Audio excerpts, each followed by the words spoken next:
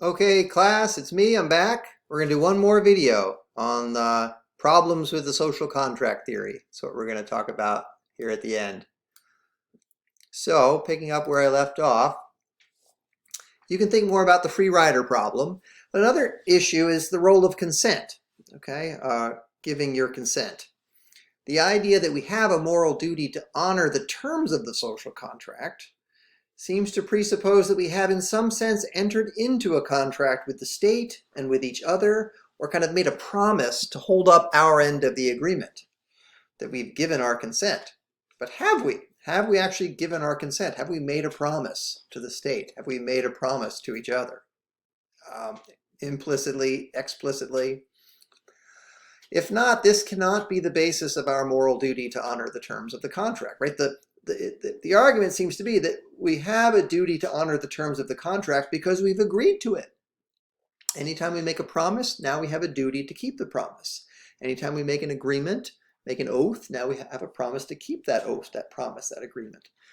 And so the social contract theory makes a lot out of that, right?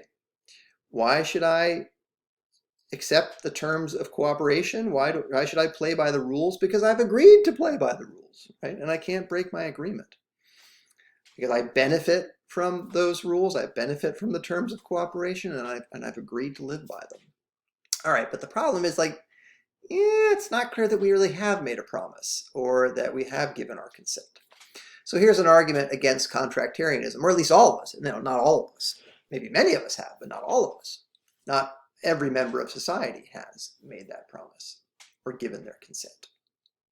So the argument against the social contract theory would be, as a theory of morality and our moral duties to each other, is that we have a duty to obey the law, to follow the terms of the contract, only if we have consented to do so.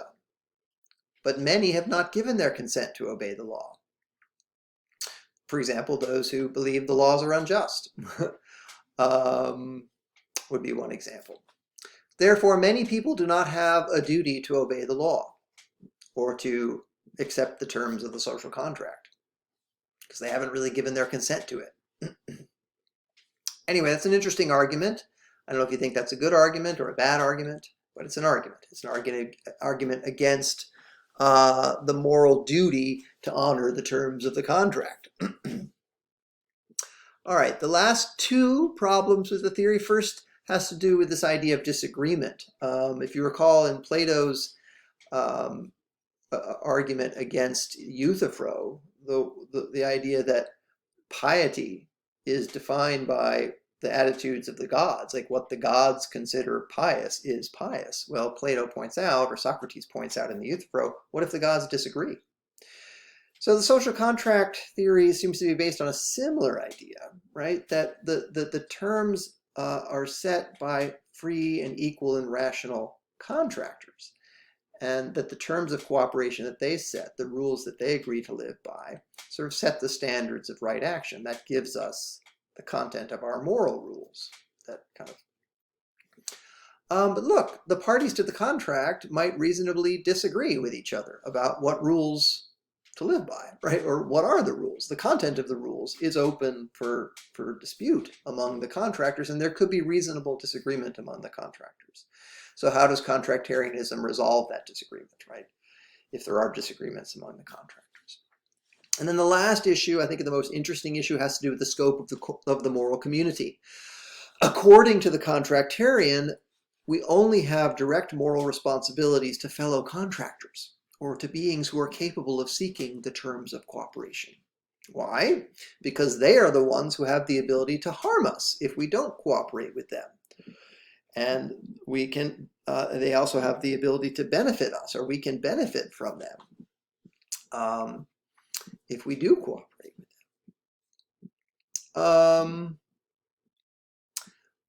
Okay, but look, there are other beings out there, right? Beings who aren't able to enter the terms of the contract, who aren't seeking terms of cooperation, who don't have the ability to harm us if we don't cooperate with them, and who don't necessarily benefit us if we do cooperate with them.